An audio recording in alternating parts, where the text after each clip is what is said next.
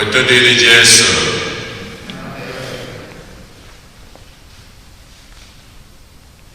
Tata woka nkiri na asaa n'oge na-adanyeghị n'emume afọ nke mbụ na-arụ ụka. Igbo Catholic Community ji obi anyị ekene ezinụlọ anyị niile na ndị niile anyị na-aga achụ aja maasị tata. Na aja nke maasị tata, Grey na Skologa maka na ayọ ngọzi Chineke na nchekwaba ya n'isi Chigozie na Ada Omeakụ bụ ndị nke na-elote ara abụọ ha ji wee nụba di na nwunye. Si wayo Omeakụ na ezinụlọ ya na-enye Chineke ekene na-ayọkwa ngọzi Chineke n'isi Chigozie na Ada Omeakụ ndị na-elotekwe ara abụọ ha ji wee bụrụ di na nwunye. Greg na Skologa maka na ayọ ngọzi Chineke n'isi Chiugo Ofegbu onye nke na-elote mgbe eji were nwa ya. Greg na Skologa maka na si happy birthday na ayọkwa ngọzi ya Chineke n'isi Obi Poli Ume onye nke na-elote mgbe eji were nwa ya. Ezinụlọ Amuchie na ayọ ngọzi Chineke na ayọkwa nchekwaba ya n'isi Paul na Roslyn Amuchie ndị nke na-elote ọgụ arọ na 19 ha ji wee bụrụ di na nwunye. Na ayọkwa n'isi Ikenna na Lima Amuchie ndị nke na-elote arọ 5 ha ji wee bụrụ di na nwunye. Helen duru ihe sie na ayọ ngọzi Chineke n'isi ezinụlọ ihe a na-achọ wee na-ayọkwa ka mkpụrụ obi Edwin Ogechukwu ihe a na-achọ ka Chineke nabata ya n'ala eze. Emilia Ọnụọra na-ayọ maka mkpụrụ obi Alphonsus Ozemena ụgwọ. Tony na Bibiana Ụkatọ na-ayọ maka ezumike mkpụrụ obi Father Joachim Cabanes na Felicia Asọ Egwu. Ezinụlọ Amuchie na-ayọ maka mkpụrụ obi ndị niile nwụrụ anwụ na ezinụlọ Amuchie. Ka mkpụrụ obi ndị a niile anyị kpọrọ nwụrụ anwụ, ka mkpụrụ obi ndị niile kwenụ gara aga.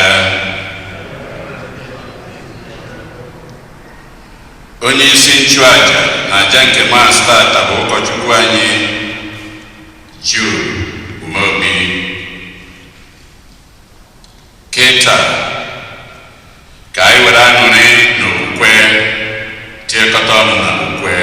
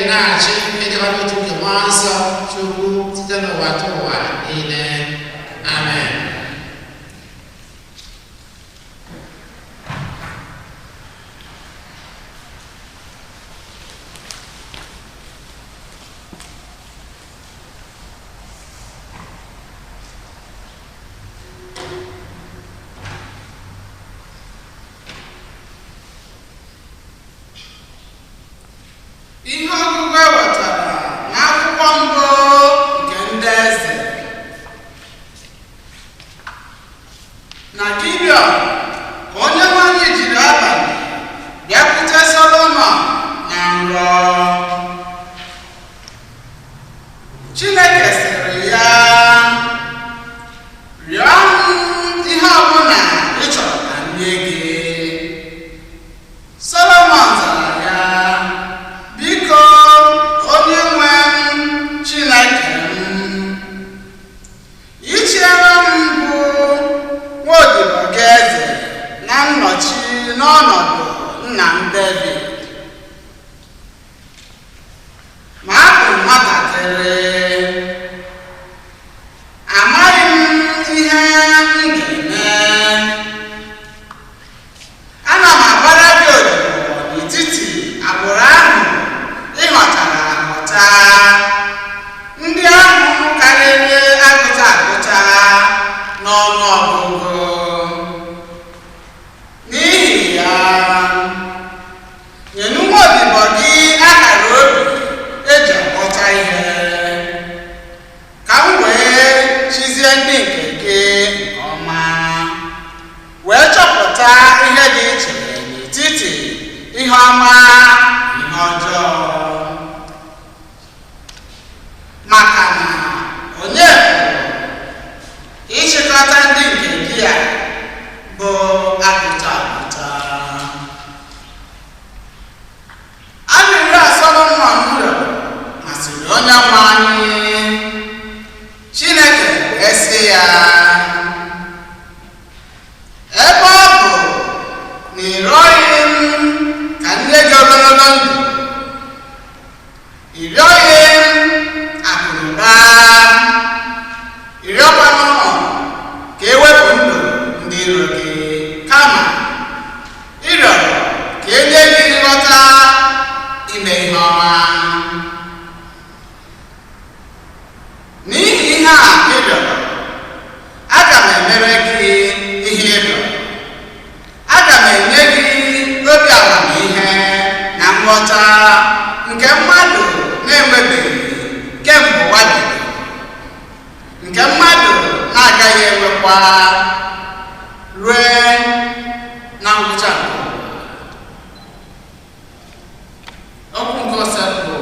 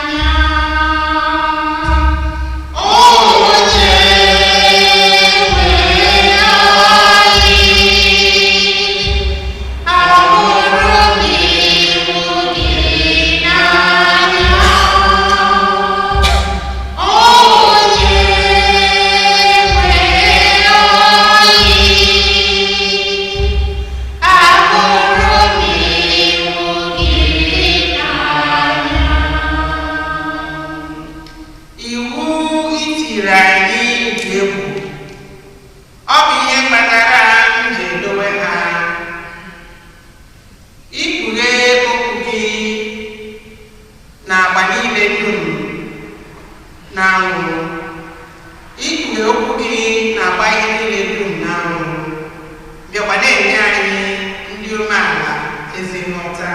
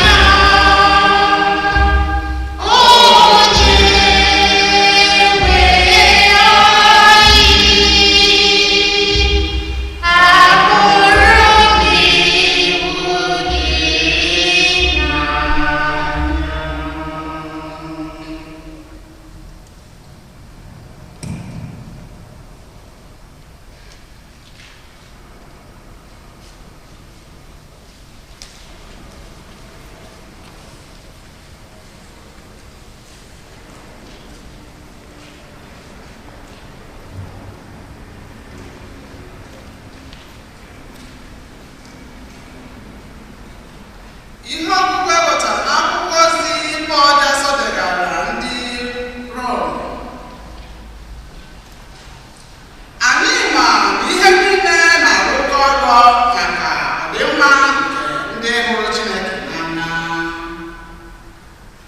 Ndị ahụ hụrụ Chineke n'anya bụ ndị ọ kpọrọ dịka nzube ya si dị. Ndị ahụ ọ maara n'isi mbido ka o kenyere akara aka nke iketa oke n'oyiyi nke mmanya, ka mma wee bụrụ onye eburu ụzọ mụọ n'etiti ọtụtụ ụmụnna.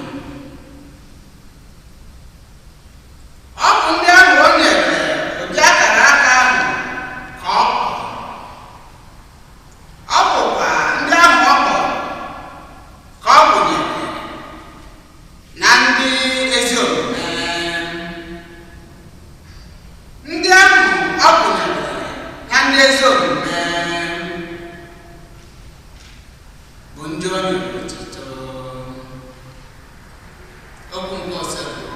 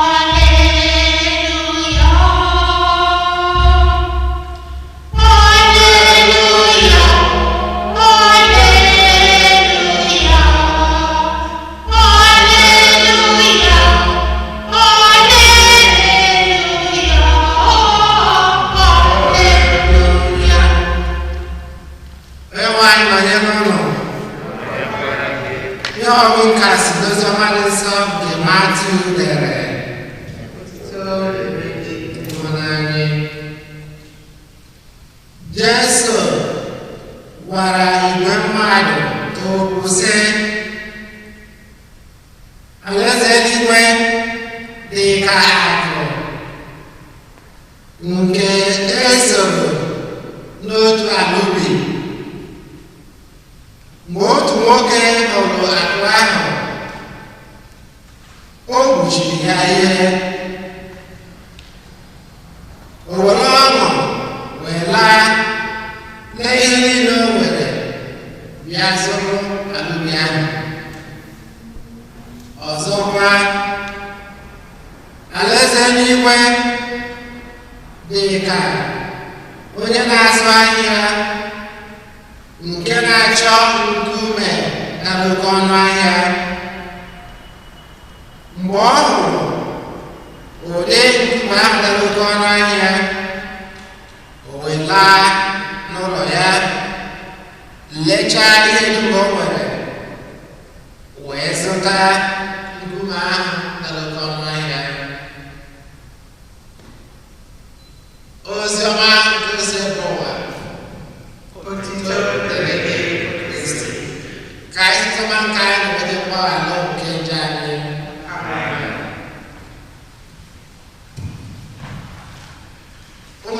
Kristi anyị anabatakwa anyị niile na njem anyị bụ ụbọchị tata. Ana m eche n'ihe ọkụ ndị a gụrụ anyị taa chọrọ ka anyị jụọ onwe anyị ajụjụ ma chigharịkwa uche sị, kedu ihe m na-achọ n'aka nke Chineke? Kedu ihe m chọrọ ka Chineke mere m? Ka anyị chigharịa uche sị, kedu ihe m na-ayọga n'aka Chineke mgbe m na-ekpe ekpere? Kedu ihe m na-ekpe n'ekpere? Ndị ọgụ nke mbụ ka a gụrụ anyị nke si n'akwụkwọ ọgụ nke ndị eze. Chineke gwara eze Solomon ka ọ yọọ ya ihe ọbụla dịkarịsịrị ya na mba, ka ọ yọọ ya ihe ọbụla ọ chọrọ ka o mere ya. Kedu ihe eze Solomon yọrọ Chineke? Kedu ihe ọ yọrọ? Kedu ihe eze Solomon kpere n'ekpere? Ihe ọ gwara anyị na eze Solomon yọrọ maka amamihe, maka amamihe. Eze Solomon ayọghị maka akụ na ụba ma ọ bụ ogologo ndụ na arụ ike. Ihe ga-adịsị mkpa rinne mara akwụsịkwara anyị Solomon anyị ma ihe ndị a. Eze Solomon ayọghị ka Chineke ya kpọrọ ya ọgụ wee nyere ya aka merisia ndị nọ ya niile. Onye nọ maka nke a. Ma eze Solomon yọrọ Chineke maka ezigbo akọ na uche, ka ya nwee mata ọfụma ihe ọma na ihe ọjọọ. Eze Solomon yọrọ maka amamihe n'aka Chineke. Akwụkwọ nsọ gwakwara anyị na ụdị ayọ eze Solomon yọrọ, ụdị ekpere a eze Solomon mere, na oge gịnị na ọ masịrị Chineke rinne, na ọ masịrị Chineke.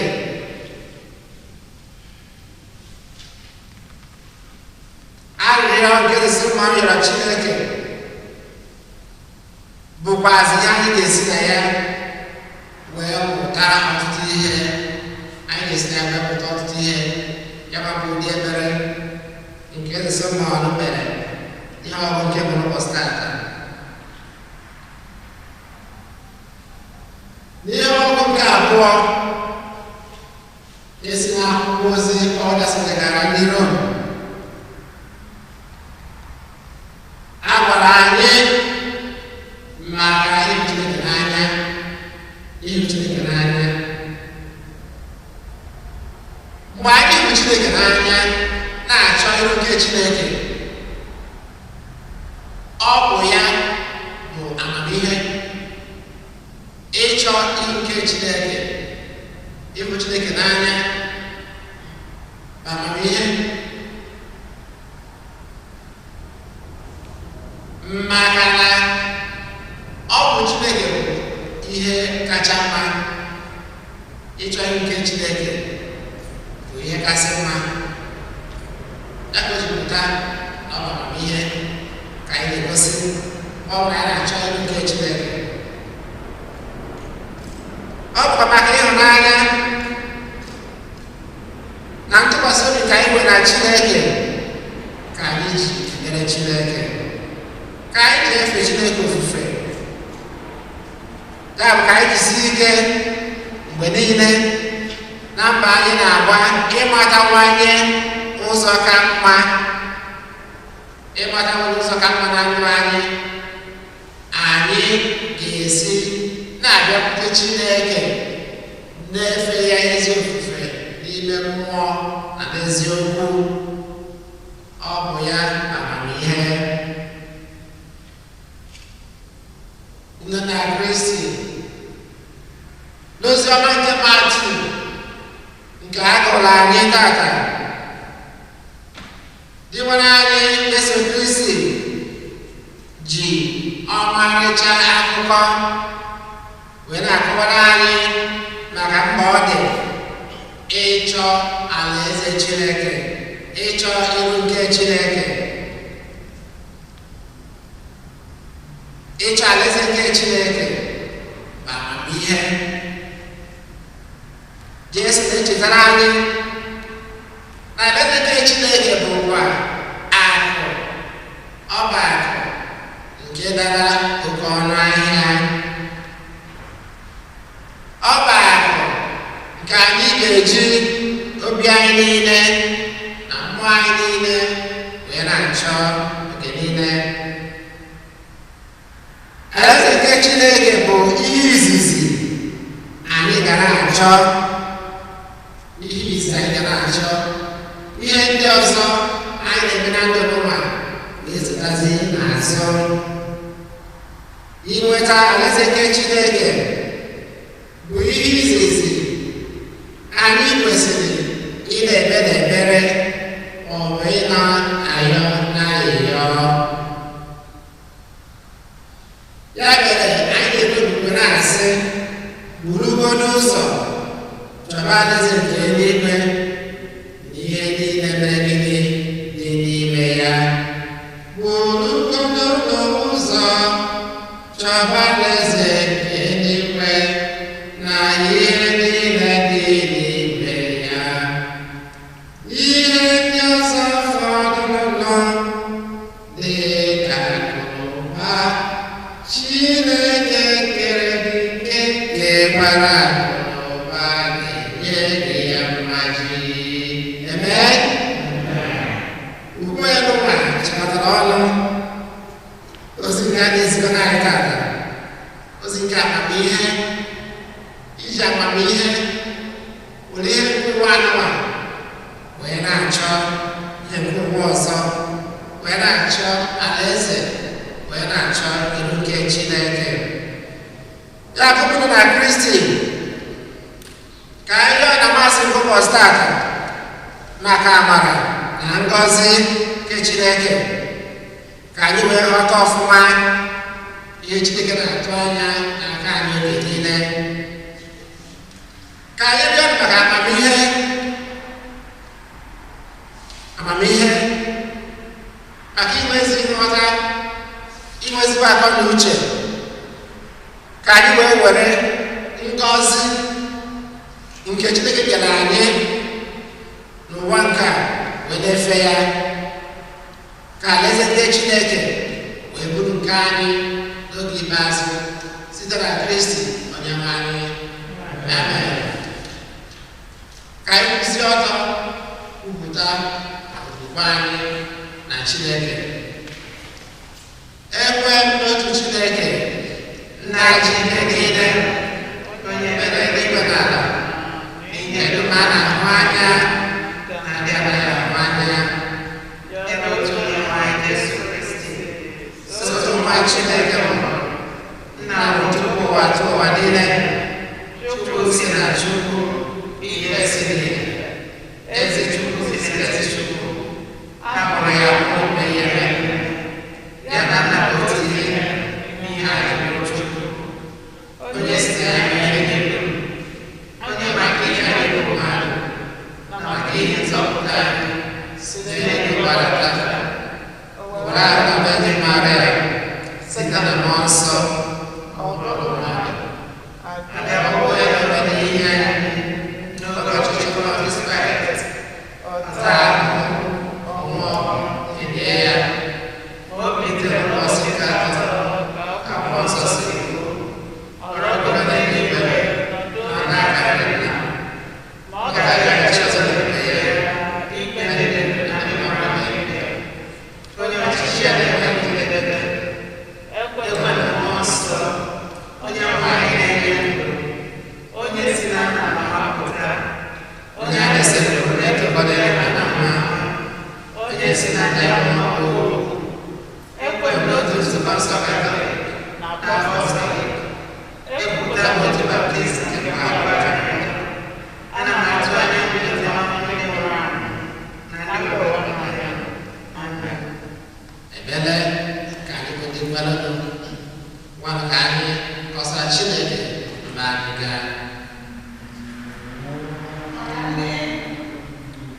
mkpọrọ ịrụ ọrụ nke ụka ka ha were obi na-anụ ọkụ wee na-arụ ọrụ nke a kpọrọ ha ka ha rụọ maka iwulite ịhụnanya Kristi.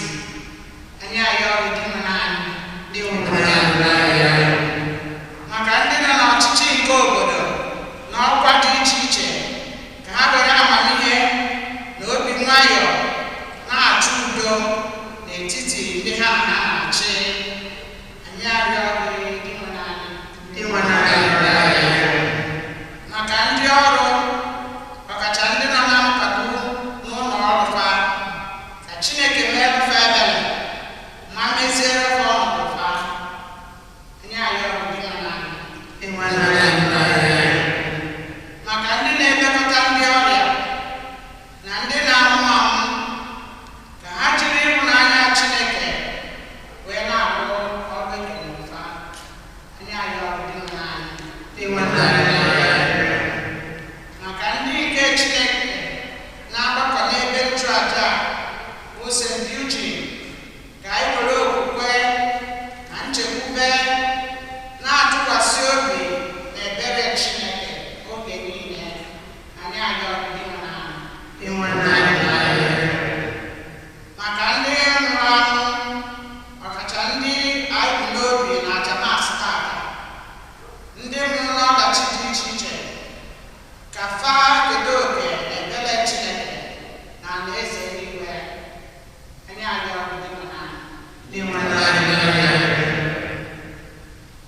ebele n'obi.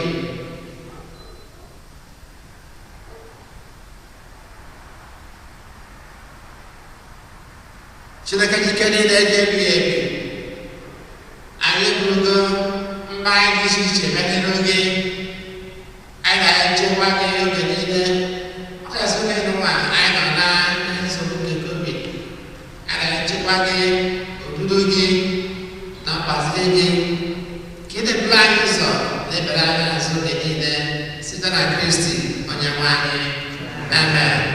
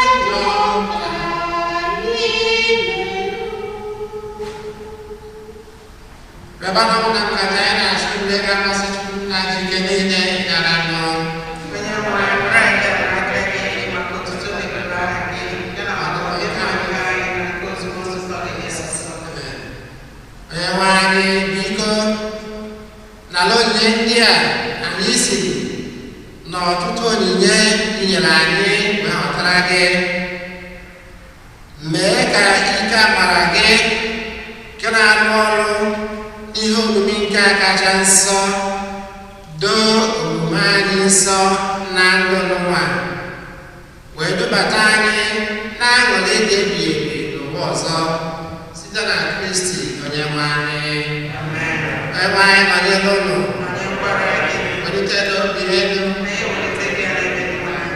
ka anyị nyeride nwanne tupu anyị ekele kwesịrị ezi bụrụkwa anyị ziri ezi n'azọ ndụ na anyị ga-enye gị ekele oge niile na ebe niile onye anyị nsọ Chineke jike niile elu ụwa dị ụwa site na Kristi nwanne anyị onye sitere n'obe ya na mbido ọmụmụ ya zọpụta anyị na njọ na ọnwụ ebe ebe sitekwa na ya kpọbata anyị n'ọkwa dị otito ka anyị ji bụrụ agbara ghọtara ghọta ndị nchụaja nọ n'ọkwa eze mbara nsọ ndị Chineke kwetara onwe ya ka anyị bụ ndị si n'ọchịchị gbabata ihe nke gị dị ebube depụta ọnọdụ n'ụwa niile n'ihi nke a anyị na-eso igwe ndị mama niile nke n'igwe na-eto ebube gị oge niile n'ukwe na-asị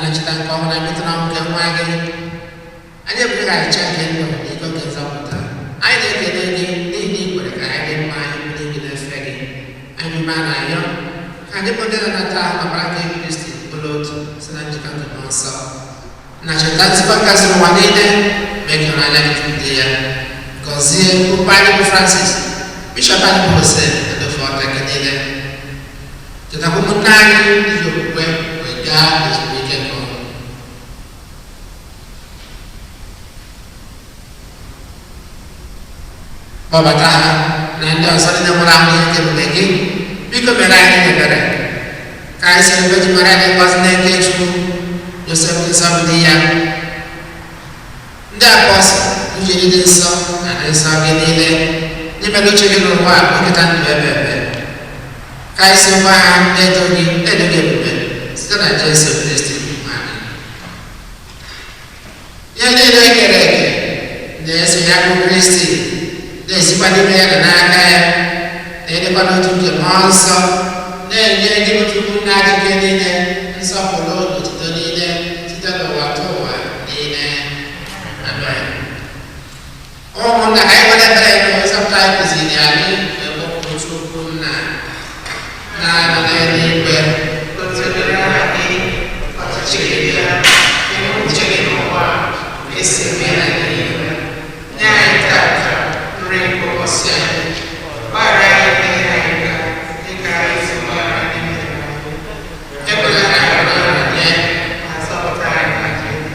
Pertanyaan ayo dosa perwanaan ini dan boleh duduk kan sedihnya keberani azam tanya juga ini dan ayo berpanah seperti ini orang coba dan sana tuanya akan biar aci azam tanya Yesus Kristi ni yang aci cekok ini itu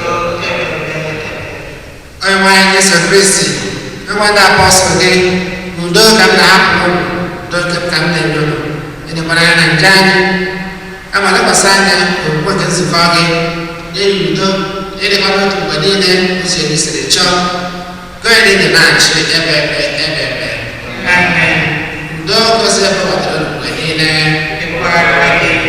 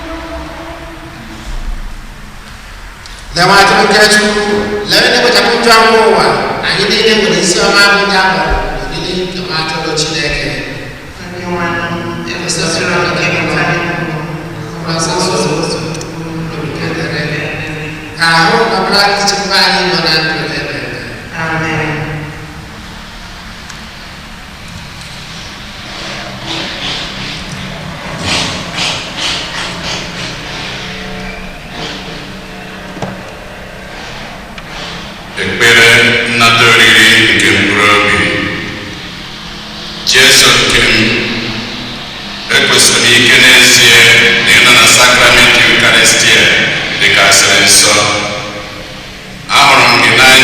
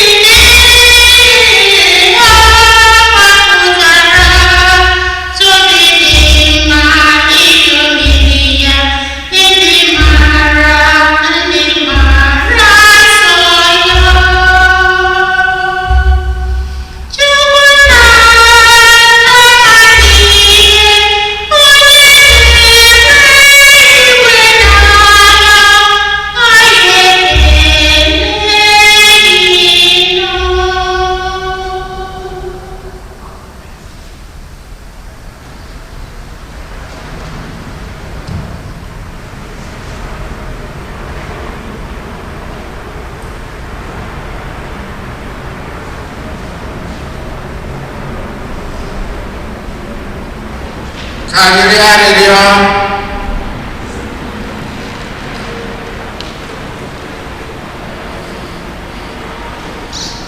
di mana ani riela olili ahmabara Kristi bụ ihe ncheta ebighị ebi nke ahụhụ nke mma gị.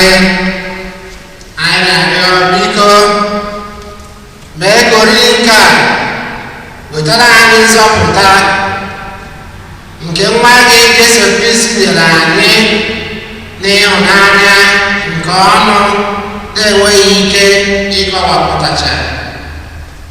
Arịọ ka site na Kristi onye nwe anyị. Amen.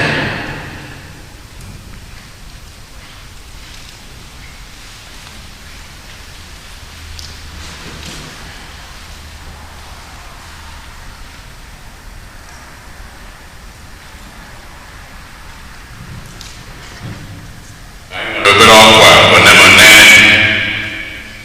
anyị na-ekele ndị niile na-eje na webụsaịtị anyị dịka anyị si ama n'ọkwa.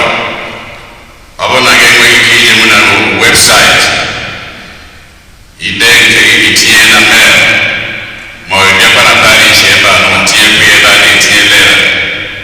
So ndị niile na-agba mbọ na-eyi webụsaịtị na ndị ọzọ niile na-agba mbọ na-emejupụta nkwa ha kwere, nkwa anyị kwere maka capital campaign call to renew na together in mission. Ọtụtụ n'ime anyị na-ama oku ha, anyị wee na-edotekwere ndị ọzọ niile ka anyị gbaa mbọ na-eme ole ike kwere anyị site n'imejupụta nkwa ndị a niile anyị kwere. Dịka anyị si agba n'ọkwa COVID-19, anyị fụrụ ka o si aga.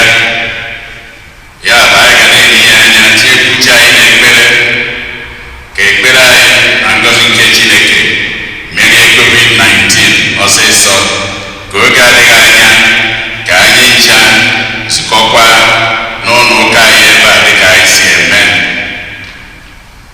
Nke a bụ ịmakwa ọkwa ọzọ maka ndị niile na-akwado confirmation. Ndị confirmation candidates, gbaanụ mbọ ọ bụrụ na ị chọrọ ime confirmation n'itorugo nata oriri, gbaa mbọ hụ na ị kpọrọ parish. Ịkpọ parish ebe a nụnwa rapụ ozi, a ga-akpọchiga gị azụ ka ị were debanye aha gị. Septemba duo ebido nya ka anyị ji ama ọkwa nụnụ wee na-edotere anyị niile ka anyị kpọọ parish ka anyị debanye aha anyị. Ndị ICMO, ndị nna, a na-edotere unu na Zoom meeting unu na-eme na first Saturday of the month. Ọ ga-adị na Ọgọst anụwa na Ọgọst 1 4 p.m. Abịala na parish, ịma na parish mechiri emechi. Ịnọrọ na be gị, ịbanye na kọmputa gị si na Zoom were soro were chịkọọ akọ na uche. Anyị na-achịzi akọ na uche, anyị na-edochakwa ma ndị nne ma ndị nna ma ndị youth. Ọ bụrụ na ihe dị mma ka o si adụ, anyị na-adị eme bazaar na-ekele Chineke maka ihe ọma niile o mere anyị.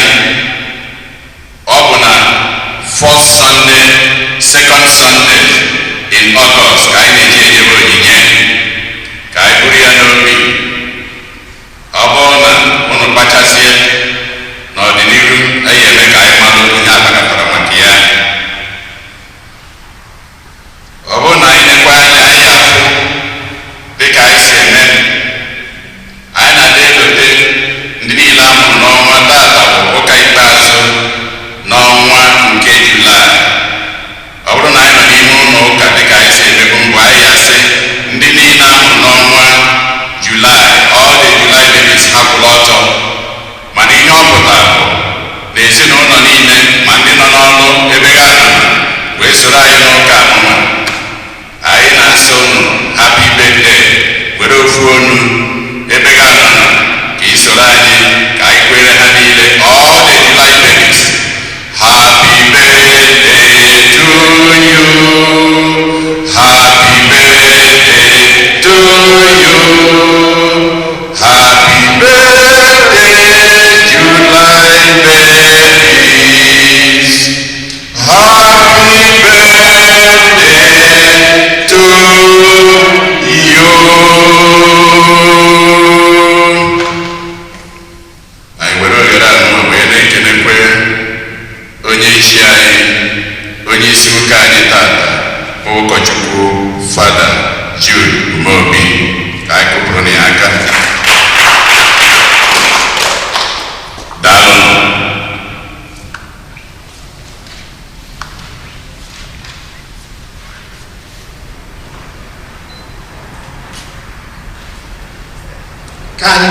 ndị mmadụ anyị niile na ndị niile nwere ike isonye anyị n'isi anyị na mmasị ụbọchị tata. Anyị na-ayọkwa chekwaba nke Chineke n'ụzọ pụrụ iche ọkachasị oge n'ụwa anyị nọ anaghị nsogbu. Chekwaba nke Chineke na mgbaziri ya ihe niile anyị na-eme site na Kristi onye nwe anyị. Amen. Onye nwe anyị nọnyere ụnụ. Ka Chukwu ji ike niile gọzie ụnụ, Nna na Nwa na Mmụọ Nsọ. Amen. Mgbe ị sara akwụsịgo ka anyị naba n'udo.